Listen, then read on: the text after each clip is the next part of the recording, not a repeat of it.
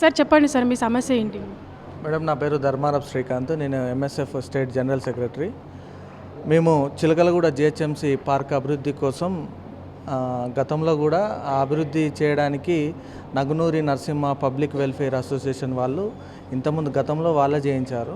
మళ్ళీ ఇప్పుడు కూడా ఏంటంటే మేము 100% దానికి ఏదైతే బిల్డింగ్ పర్మిషన్ కానీ, బిల్డింగ్ కన్స్ట్రక్షన్ కావాల్సింది, జీతాలకు కానీ, ఇన్ఫ్రా ఏమన్నా డెవలప్ చేయాలన్నా కానీ దాని అన్నిటికీ స్వయంగా మేమే మెయింటెనెన్స్ కూడా చేస్తామని చెప్పేసి 100% ఏమున్నా చేస్తామని చెప్పేసి వాళ్ళు ముందుకు వచ్చారు. మమ్మల్ని కూడా సపోర్ట్ చేయమని చెప్తే మేము గతంలో కూడా మేయర్ గారికి అలానే అక్కడ ఏది జోనల్ కమిషనర్తో కూడా మేము మాట్లాడిన తర్వాతకి మా దృష్టికి వచ్చింది ఏంటంటే అక్కడ డైరెక్టర్ ఏది అర్బన్ ఇప్పుడు ఆ పార్కులన్నిటికీ ఒక డైరెక్టర్ ఉంటాడు. సో ఆయన అనిల్ అని చెప్పేసి ఆయన బాగా మీరేంది ఇవ్వడం, మా దగ్గర గవర్నమెంట్ దగ్గర పైసలు లేవని అంటే, అరే భయ్ ఉంటాయి కావచ్చు, పైసలు ఉంటాయి, ఇప్పుడు గవర్నమెంట్ కాడ పైసలు లేకుండా రన్ అయితే కాదు కదా. కానీ సిఎస్ఆర్ ఫండ్ ఇప్పుడు సోషల్ రెస్పాన్సిబిలిటీతోని ఒక డెవలప్మెంట్ మేము చేస్తాం, పార్క్ని డెవలప్ చేస్తామని చెప్పేసి ఒకళ్ళు వస్తున్నప్పుడు వాళ్ళని ఎంకరేజ్ చేయాలి. అది కాకుండా మా దగ్గర పైసలు లేదా, మా జిహెచ్ఎంసీలో ఫండ్ లేదా అని చెప్పేసి ఒక డైరెక్టర్ హోదాలో ఉండి మాట్లాడడం చాలా సిగ్గుచేటుగా మేము భావించి ఈరోజు గ్రీవెన్సెల్లో కూడా కమిషనర్ గారికి కూడా మేము అదే కంప్లైంట్ చేయడానికి వచ్చాం. ఎందుకంటే ఇప్పుడు ఆయన ఏంటంటే ఎవరికైనా పర్మిషన్ ఇప్పడానికి మరి గతంలో ఎవరి దగ్గర లావాదేవీలు ఏమన్నా తీసుకున్నాడు కావచ్చు, అందుకనే ఆ ఉద్దేశంతోనే వీళ్ళు కూడా వస్తా అనేసరికి అరే వీళ్ళు పైసలు ఉన్నాయి కాబట్టి పెడతామని వస్తున్నారు కాబట్టి నా చేతులు కూడా దడుపుతారు అనే ఉద్దేశంతో కూడా మాట్లాడిన సందర్భాలు కూడా ఉన్నాయి. ఈ రకంగా చేస్తున్నారు కాబట్టి ఆయన మీద మేము కంప్లైంట్ చేయడం జరిగింది. కాబట్టి దీని మీద ఇంకా ఈ జిహెచ్ఎంసీ పరిధిలో కావచ్చు, తెలంగాణ పరిధిలో కావచ్చు, ఎవరైనా కానీ స్వచ్ఛందంగా ముందుకు వస్తున్నప్పుడు ఏదన్నా ప్రభుత్వ పరిధిలో ఉన్న ప్రభుత్వ ఆఫీసులు కానీ లేకపోతే పాఠశాలలు కానీ ఇట్లాంటి కొన్ని సోషల్ ఆర్గనైజేషన్స్ ఏంటంటే ముందుకు వస్తాయి. వాళ్ళ ఫండ్స్తో, వాళ్ళ సోషల్ ఆర్గనైజేషన్ ఫండ్స్తో డెవలప్ చేస్తున్నప్పుడు నీకేమొస్తుంది భయ్? నువ్వు ఇట్లాంటి వాటిని డిస్కరేజ్ చేయకుండా వాటిలను ఎంకరేజ్ చేయాలనే ఉద్దేశంతోనే మేము కమిషనర్ గారికి కంప్లైంట్ చేయడం జరిగింది. సో కంప్లైంట్ అనేది ఎవరి మీద ఇచ్చారు సార్? ఇప్పుడు పార్కుకి సంబంధించిన అధికారులుగా లేకపోతే ఏంటి?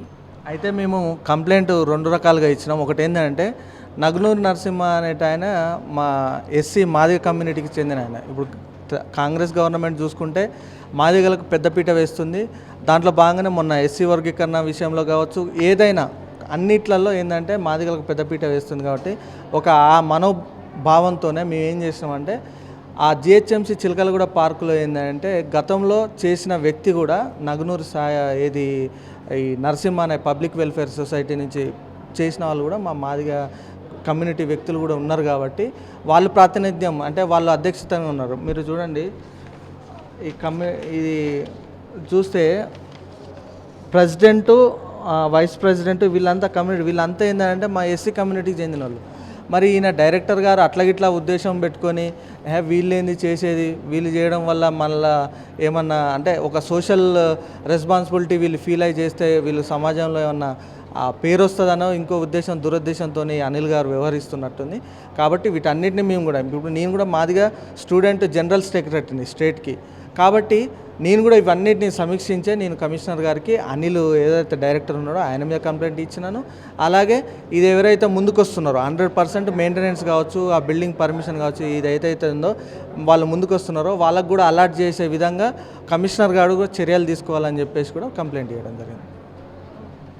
అంటే మీకు కంప్లైంట్ ఇవ్వడానికి ఇది మొదటిసారి వచ్చారా సార్? ఇంతకుముందుకు ఎవరైనా వచ్చారా మీరు? ఇంతకుముందు రిప్రజెంటేషన్స్ ఇచ్చాము, కానీ ఆ అనిల్ గారి వ్యవహారశీలి ఆయన దాన్ని బట్టి చూసి మేము ఈరోజు కంప్లైంట్ చేయడానికి వచ్చాము. ఓకే సార్, ప్రజావాణి అనేది మీకు ఎలా స్పందించింది ఇప్పటివరకు? అయితే అంటే మేము ఫస్ట్ కంప్లైంట్ ఇప్పుడే ఇచ్చాము. ఇప్పుడు దీని మీద చర్యలు ఉంటే నేను మళ్ళీ మీదైతే మెగా 9 టీవీ తరపున మేము మీకు మళ్ళీ ధన్యవాదాలు తెలియజేసుకుంటూ మళ్ళీ ఒక బయట రిలీజ్ చేస్తాను. ఎందుకంటే వాస్తవానికి ఏంటంటే ఇది ఇప్పుడే నేను వచ్చాను ఈ సమస్య మీద, కాబట్టి స్పందిస్తుంది అనే హోప్తోనే వెళ్తున్నాను.